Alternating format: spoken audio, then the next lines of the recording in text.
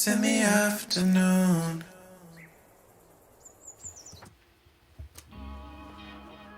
Spirit Swap it's so gorgeous. It's amazing. That lo-fi hip hop vibe, super dope. We got Chris. Chris Butler is on. What is happening, Chris? It's so great to have you. What's up, Great folks? to be here. Thank you. Yeah. So this dude right here is gonna play Spirit Swap. I don't think it's gonna be too crazy. I think he's gonna be able to kill it. You know what I mean? Can you tell? As we get into the game, can you just describe a little bit about the game, the gameplay, and some of the influences behind Spirit Swap? Yeah. So our our creative director Alex is really into match 3 games, and as you know, early on in development, and when we formed Softnut Week, Alex Morgan and I, we were wanting to start with something small, but we ended up, you know, building it up into this match 3 game with a narrative element, and basically it was just all the things that we liked coming together in a game. Just, you know, the music, colorful graphics, as opposed to, you know, kind of, you know, grim, dark things that are out there. We wanted to have something that was more low stakes, fun, colorful, interesting characters. A game with really relaxing sort of gameplay, although as we continue to develop and develop 2-player mode, things get a little competitive and maybe not so so down tempo. But I think a lot of the inspirations are mostly, I guess, just kind of us putting things that we like in the game. For example, a lot of the designs of the environment and the characters are from Alex's home country of Lebanon, and pulling inspirations from that. And That's cool. Along with that, just as we put ourselves into the game, like, you know, the music that we like, which I think early in development, you know, it was the start of pandemic. We were inside, locked in, and we, I believe Alex found our composer, Melty Cannon, and Oh, nice. we're just That's like, cool. this music, I don't know, it just gave us life, you know. And so we were like, we need to work with Melty Cannon to get his sound and influence in the game, and yeah. But yeah, It definitely slaps on a chill, on a chill vibe. You know what I mean? Yeah. I don't know if you could say slaps on a chill vibe, but it has, it definitely has a vibe. Like what?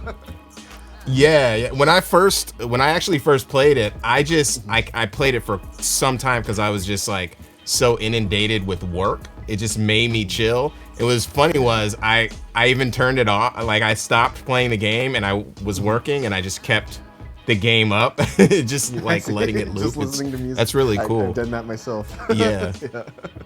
Yeah. What are some of the games that you pulled from, like, you know, to influence it? I mean, from your perspective, I mean, I see a little bit of Puzzle Fighter, I see a little bit of Yoshi's Cookie, like, you know. I think the main sort of inspiration was Panel de Pawn on Super Nintendo, which I think is also known as Tetris Attack or Pokemon Puzzle League, and I think other Puzzle League titles. So as far as mechanics, that's a big portion of the inspiration, but we're trying to add our own twist with spells, which I don't know if you see, there's a little gauge on the side of the playfield there. If you see a little emblem appear and you hit Alt, or if you're on controller, it might be one of the buttons, you can cast a spell that will clear the top half of the stage. So you may have to bust some buttons out. All right. but yeah, so that's the spell icon, which but that's fine.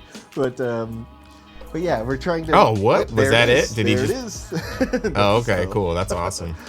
So we're trying to mix it up with that mechanic, and we have different characters, and also you can, as the game, in the main game, there's a narrative element. You'll get items you can equip to get different spells, and, or not items to equip, but put in your room to get different spells and that kind of thing.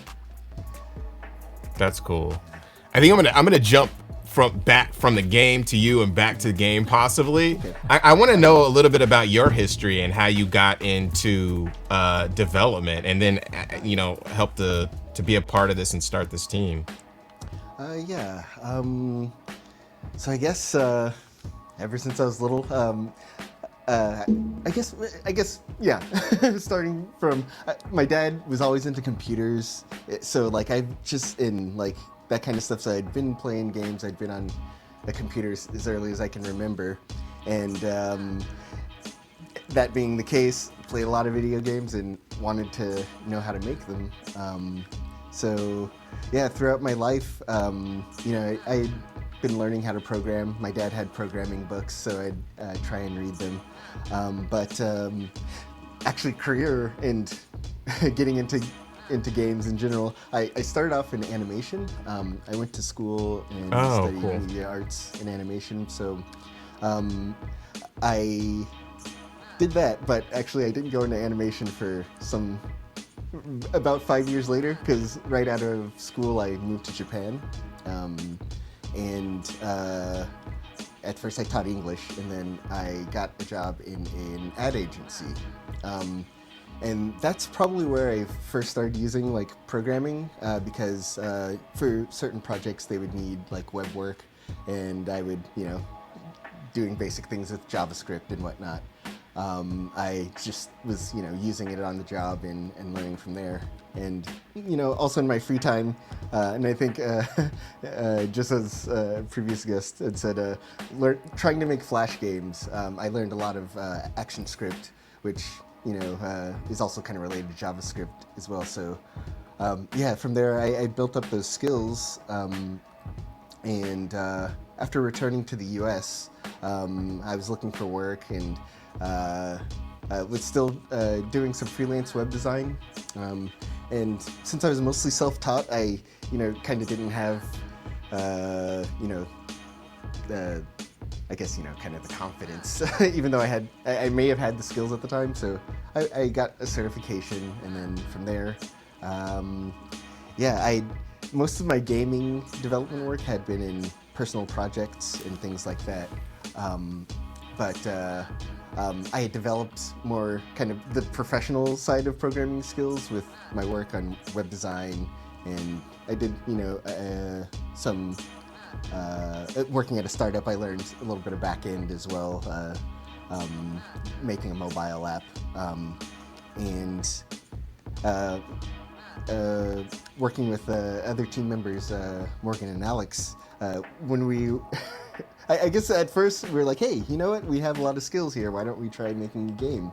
And and I guess that's what brings us to Spirit Swap today. That's cool. You guys had a successful, Kickstarter. Can you talk about kind of the journey of developing this game? Because I know it always is a journey from development, funding, all that kind of thing. Right. We had started working on the game, and I think perhaps we were at a point where and I think the pandemic did have a little bit of an effect on it, because like we were just like indoors all the time. We're like, what are we gonna do with all this time? Let's buckle down and make this game. And then we started, and then we were like, all right, and things started picking up, and we had reached out to Multi-Cannon, and he agreed to help us with the music. We had reached out to others to get help on how to start a game and whatnot. And and then we were like, I think it's time to do a Kickstarter. And we were asking around for advice of what amounts we should start with and whatnot, and we decided on an amount of $75,000, and a lot of people were maybe a little thinking maybe we should bring the amount down, but that's the amount that we needed to be able to properly pay the people we want to work with and invest in the things we need. And we started the Kickstarter and we doubled our goal and made $150,000, which was that's so I know, dope. a very good sign. That's really good. I love this game. Because we it's something that we put ourselves into, and it was really great to see that so many other people also enjoy it as much as we do. But yeah. Awesome. Yeah, that's really cool. Can you talk, because I mean it's really interesting that you said that you were talking about kind of that core philosophy of paying your team correctly. Can you go into that? Because I don't think most indie studios are like fly by the seat of their pants and like we'll figure it out, but you all are really focused on making sure that everybody is included and are getting properly paid and that type of thing. Yes, and we're structured as a worker-owned co-op. Wow. We're all owners in this. So we're trying to to start off with, making a co-op in the U.S. is quite tricky. And that's a big challenge that we've come up against. But we're working through it and have a lot of great people to get advice from. But so we want, because right now we can't bring all of our contractors in, but we want to make sure that that while they are working for us, that they can live on the work that we're doing together, and when the game makes it, we can I guess bring everyone in and be part owners as well. But yeah, it's really important for us that Soft Nut Week doesn't end up being like this entity that is just out for money, and that we take care of the people we work with. For sure. I think I'm gonna play, and then I'm gonna turn it over to Alfonso, awesome. so I'm not bombarding you with questions. The name of your studio, Soft Nut Week, where does that come from? Because it's a very interesting name. I think that it speaks a lot to what you guys are trying to build. Mm-hmm. It's actually a quote from the sci-fi series Farscape. Oh, nice. There's I did not know that. Yeah. I think not a direct quote, but it's definitely the core inspiration of it, and I think it is an aspect that the world, I don't know. A lot of times people are like, you got to be hard and tough and and all that kind of thing, but strength is not necessarily about being like this tough, hard thing, so to speak. It's like, you can be soft and strong, or soft and not weak. So, a lot of martial arts are built on that as well. Like not rigid isn't stronger. So it's good. Very fragile. And then just playing the game is one of the things I thought was sort of really amazing. It was like, because I can play this game for hours and not like, it's a awesome after work de-stress kind of game, because it's got like the Candy Crush meets an R&B mixtape sort of feel to it that I really, really love. And I can just like play and chill and like just vibe with the music and like do the matching and like and trying to get better at it without like a bunch of anxiety, like no one's trying to shoot me or run me over or and sometimes you need a break from that, especially as a person of color in this role. You need a little something to de-stress with. So I think that's uniquely important. And even in the narrative that is being written for the game, we didn't want it to be like this big you have to save the world or everyone will die kind of thing. It's just you prepping for a party with your friends, essentially. Oh, is that it? Yeah. That's awesome. Yeah. Can you go into the narrative, because that's really interesting. I did not know. Sure. Yeah. So I've not read too deeply because I didn't want to spoil myself, but Oh, okay. but I do know, like, the basic outline of the game is Samar here is can swap spirits. Spirits are actually beings from another dimension, and sometimes they cross over, and there's sort of an agreement between this dimension and the dimension of the spirits to, like, if you find a spirit, put them back together and then send them back. And you can maybe also see that in the animations a little bit. And then, send them back to the other dimension. But there's something happening where there are a lot of spirits around right now. And that is one aspect of the story, not to spoil anything, but also I guess sort of the flow of the narrative is kind of like Hades. It's not necessarily a, linear thing, but as you visit your friends, the story develops, and you gain you might gain some new spells, new furniture, or Nice. just have a very interesting conversation with your friends. So you continue to progress in the game, get more. It gets more interesting. You add more elements to the game as you progress, which is great. I mean, I love that. But it doesn't feel what I call like stressful, or like there's no sort of build up of like, oh, I got to get this thing done right now. You just I don't know. I'm trying to swap these things as fast as possible on this tiny ass screen. only Justin would find a way to make this game stressful. I can't stop from being competitive. I need to get these hearts. No, I'm just kidding. That's actually something we've come across. Yeah, like, even though you can go at your own pace in chill mode, we do have other modes that will scratch that itch if you need something fast and frenetic. So. All right, then. And Yeah, I kind of went a little bit in on it. So you said we do that have a 2-player mode, which yeah. I was about to say. I was gonna Then say. you just put it down on your friends. Okay, I see it. Yeah. Yeah. Yeah, well, you don't want us to go in. We'd mess up this whole interview. If we wouldn't even be talking to you. It'd just be going in.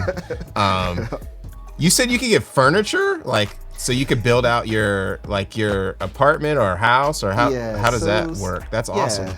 So Samar, so it's kind of the day-to-day life of Samar, and you'll start in Samar's room, prep for the day. You can put on new clothes if you want, and also in your Nice. room you can decorate it with different furniture, and depending on what you have in your room, it will affect gameplay as well. Okay. Yeah. Nice. You guys added some really interesting elements to the game that are not, standard that you would think of a game like this. But that's really interesting. Beyond that,